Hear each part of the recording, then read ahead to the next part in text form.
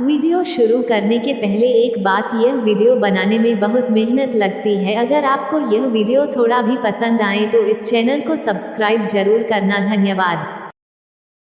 शूर्पणखा। पंचवटी के अपने आश्रम में रामचंद्र सीता के साथ सुखपूर्वक रहने लगे। एक दिन जब राम और लक्ष्मण वार्तालाप कर रहे थे तो वहां पर अकस्मात रावण की बहन शूर्पणखा नामक राक्षसी आ पहुंची। वह राम के तेजस्वी मुखमंडल, कमल नयन तथा नीलांबुज सदृश शरीर की कांति को चकित होकर देख रही थी। राम का मुख सुंदर था किंतु शूर्पणखा का मुख अत्यंत कुरूप था। राम का कटिप्रदेश एवं उदर क्षीण था किंतु शूर्पणखा बैड और लंबे पेट वाली थी। राम के नेत्र विशाल एवं मनोहर थे किंतु शूर्पणखा की आंखें कुरूप तथा डरावनी थीं। राम की वाणी मधुर थी किंतु शूर्पणखा भैरवनाद करने वाली थी। राम का रूप मनोहर था किंतु शूर्पणखा का रूप विभत्स एवं विकराल था। उन्हें देखकर उसके हृदय में वासना का भाव जागृत हो उठा। इच्छानुसार रूप धारण करने वाली वह राक्षसी मनोहर रूप बनाकर राम के पास पहुंची और बोली, तुम कौन हो? राक्षसों के इस देश में तुम कैसे आ गए? तुम्हारा वेश तो तपस्वियों जैसा है, किंतु हाथों में धनुष बाण भी है, साथ में स्त्री भी है। ये बातें परस्पर विरोधी हैं। तुम मुझे अपना परिचय दो। राम ने सरल भाव से कहा, हे देवी, मैं अयोध्या के चक्रवर्ती नरेश महाराजा दशरथ का ज्येष्ठ पुत्र राम हूँ। मेरे साथ मेरा छोटा भाई लक्ष्मण और जनकपुरी के महाराज जनक की राजकुमारी तथा मेरी पत्नी सीता हैं। पिताजी की आज्ञा से हम 14 वर्ष के लिए वनों में निवास करने के लिए आए हैं। यही हमारा परिचय है। अब तुम अपना परिचय देकर मेरी इस जिज्ञासा को शांत करो, क्योंकि मुझे प्रतीत होता है कि तुम कोई इच्छानुसार रूप धारण करने वाली राक्षसी हो। राम के प्रश्न का उत्तर देते हुए वह राक्षसी बोली, मेरा नाम शूर्पणखा है। मैं लंका के नरेश परम प्रतापी महाराज रावण की बहन हूँ। समस्त संसार में विख्यात विशालकाय कुंभकर्ण और परम नीतिवान विभीषण भी मेरे भाई हैं। वे सब लंका में निवास करते हैं। पंचवटी के स्वामी अत्यंत पराक्रमी खर और दूषण भी मेरे भाई हैं। संसार में शायद ही कोई वीर ऐसा होगा जो इन दोनों भाइयों के साथ समरभूमि में युद्ध करके उन्हें पराजित कर सके।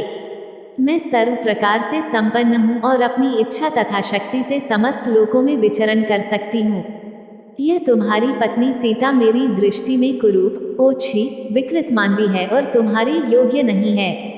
अतः तुम मेरे पति बन जाओ, मैं ही तुम्हारे अनुरूप हूँ। इस अबला सीता को लेकर तुम क्या करोगे? तुम्हारी भार्या बनने के पश्चात मैं तुम्हारे भाई और सीता को खा जाऊंगी और तुम्हारे साथ विचरण करूंगी। उसके प्रस्ताव के उत्तर में राम मुस्काते हुए बोले, भद्रे, तुम देख रही हो कि मैं विवाहित हूँ और मेरी पत्नी मेरे साथ है। हाँ, मेरा भाई लक्ष्मण यहाँ अकेला है। वह सुंदर, शीलवान एवं बल पराक्रम से संपन्न है। यदि तुम चाहो तो उसे सहमत करके उससे विवाह कर सकती हो। राम का उत्तर सुन शूर्पणखा ने लक्ष्मण के पास जाकर कहा, हे राजकुमार, तुम सुंदर हो और मैं युवा हूँ। तुम्हारे इस सुंदर रूप के योग्य मैं ही हूँ, अतः मैं ही तुम्हारी परम सुंदरी भार्या हो सकती हूँ। मुझे अंगीकार कर लेने पर तुम मेरे साथ इस दंडकारण्य में सुखपूर्वक विचरण कर सकोगे। शूर्पणखा के इस विवाह प्रस्ताव को सुनकर वाक्पटु लक्ष्मण ने कहा, सुंदरी, मैं राम का एक तुच्छ सा दास हूँ। मुझसे विवाह करके तुम केवल दासी कहलाओगी। अच्छा यही है कि तुम राम से ही विवाह करके उनकी छोटी भार्या बन जाओ। तुम्हारा रूप सौंदर्य उन्हीं के योग्य है। लक्ष्मण के परिहास को न समझकर शूर्पणखा ने उसे अपनी प्रशंसा समझा।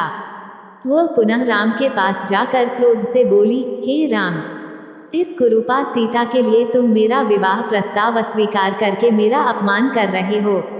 इसलिए पहले मैं इसे ही मारकर समाप्त किए देती हूँ, फिर तुम्हारे साथ विवाह करके मैं अपना जीवन आनंदपूर्वक व्यतीत करूंगी।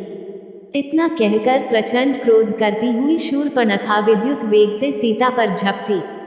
राम ने उसके इस आकस्मिक आक्रमण को तत्परतापूर्वक रोका और लक्ष्मण से बोले, हे वीर, इस दुष्ट राक्षसी से अधिक वाद विवाद करना या इसके साथ हास्य विनोद करना उचित नहीं है।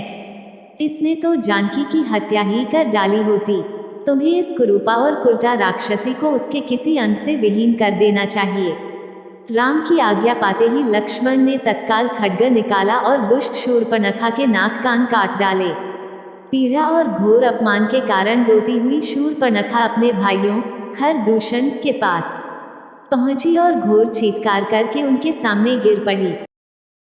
इसके आगे की कहानी आपको आने वाली अगली वीडियो में देखने को मिलेगी।